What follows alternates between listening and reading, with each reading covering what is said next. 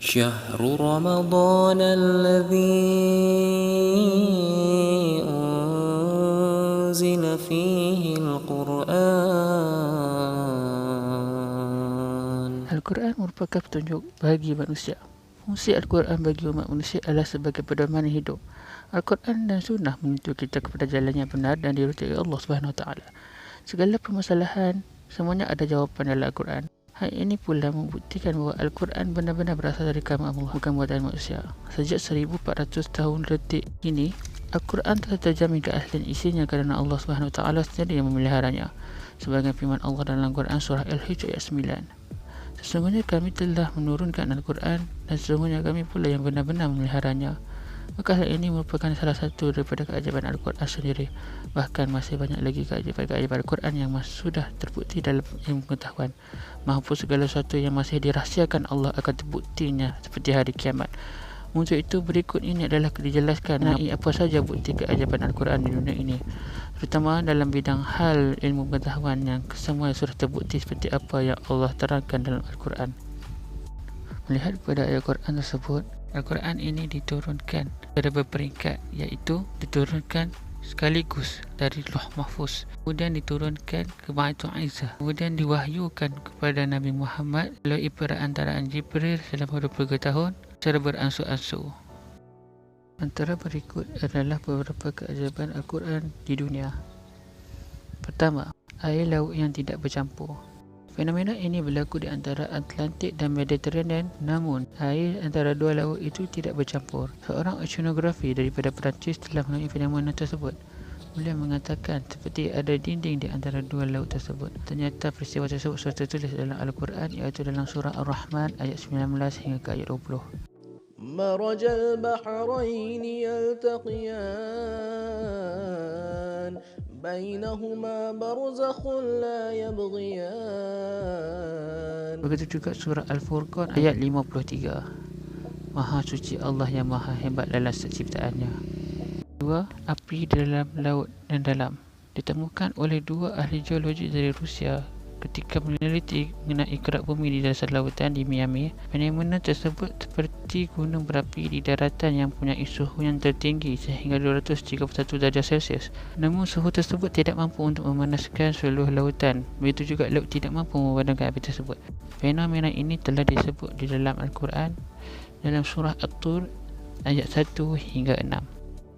Bermaksud, demi Bukit Tursina dan demi kitab yang tertulis rapi, para lembaran surat yang terbuka, dan demi Al-Baitul Ma'mur, dan demi bumbung yang tinggi, dan demi laut yang penuh tepu dengan kepanasan. Yang ketiga, fungsi otak. Selama ini kita mengenal bahawa otak ialah pusat daripada seluruh sistem tubuh kita. Hal itu terbukti dari penilaian para ilmuwan yang kemudian dituangkan dalam buku teks pelajaran di sekolah-sekolah sehingga kita mengetahui bahawa fungsi otak ini ialah sebagai kendali tubuh. Namun ternyata Allah SWT telah menjelaskan semua itu lebih dulu dari dalam Al-Quran, sebagaimana firman-Nya dalam surah Al-Alaq ayat 15 hingga 16. Allah menyebutkan ubun-ubun orang yang mendustakan lagi durhaka. Maka jika kita ingin menjelaskan mengenai apa maksud dari ubun-ubun tersebut, kita bisa merujuk kepada ilmuan anatomi dan fisiologi mengenai otak manusia. Bagaimana dijelaskan dalam ilmu tersebut, bahagian prefrontal yang mengatur fungsi khusus otak ternyata terletak pada bahagian tulang tengkorak. Daerah ini yang kemudian kita kenal sebagai otak besar atau cerebrum. Bahagian ini adalah yang terlibat dalam pengaturan fungsi perencanaan dan pemulaan gerakan, tepatnya di bahagian lobe frontal dan bahagian prefrontal. Dengan kata lain, cerebrum atau otak besar itu bertugas sebagai perencana, dorong dan starter daripada perlakuan manusia, atau yang bertanggungjawab atas perkataan jujur atau dusta. Bukti bahawa firman Allah yang menyatakan bahawa ubun orang yang mendustakan lagi durhaka ialah penggambaran bahawasanya otak besar bahagian frontal dekat dengan ubun-ubun ialah bahagian yang berfungsi untuk menentukan ucapan jujur maupun dusta. Dalam hal ini, ilmu pengetahuan baru bisa mengungkapkan sekitar setengah abad kebelakangan, sementara Al-Quran telah menjelaskan 14 abad yang dulu. Yang keempat, fungsi atmosfera. Mengenai bumi yang terdiri dari berbagai lapisan atmosfer, di dalam Al-Quran Allah SWT menjelaskan sebagai berikut. Dialah Allah yang menjadikan segala yang ada di bumi untuk kamu dan berkehendak menuju langit. Lalu dijadikannya 7 langit dan Dia maha mengetahui segala sesuatu. surah Al-Baqarah.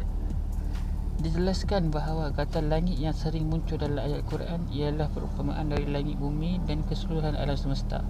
Dengan demikian, Allah telah menjelaskan bahawasanya bumi itu memang terdiri daripada lapisan atmosfer. Adapun atmosfer yang berbentuk ternyata memang terdiri dari beberapa lapisan berbeza. Para ilmuwan kemudian menemukan bahawasanya hal itu memang benar, bahawa atmosfer terdiri daripada beberapa lapisan dan tiap-tiap lapisan memiliki ciri-ciri tersendiri. Lapisan atmosfer yang paling dekat dengan bumi ialah troposfer yang dibentuk 90% keseluruhan masa atmosfer. Di atasnya ada stratosfer, di mana lapisan ozon merupakan bahagian daripada lapisan yang mungkinnya terjadi penyerapan sinar UV. Di atas stratosfer ada mesosfer, kemudian termosfer, dan bahagian terluar ialah exosfer. Seperti dalam surah Al-Fusilat ayat 12, yang bermaksud dia mewahyukan pada tiap-tiap langit urusannya. Dalam ayat ini Allah menjelaskan bahawa tiap-tiap lapisan atmosfer itu ada tugas dan fungsinya masing-masing. Hal ini terbukti telah dilakukan penelitian sebagaimana contoh pada lapisan terdekat atmosfer dengan bumi, yakni troposfer, di mana pada lapisan ini terjadi hujan, salju dan angin. Hal ini baru diketahui setelah ditemukan penelitiannya, sementara Allah telah menjelaskan dalam Al-Quran.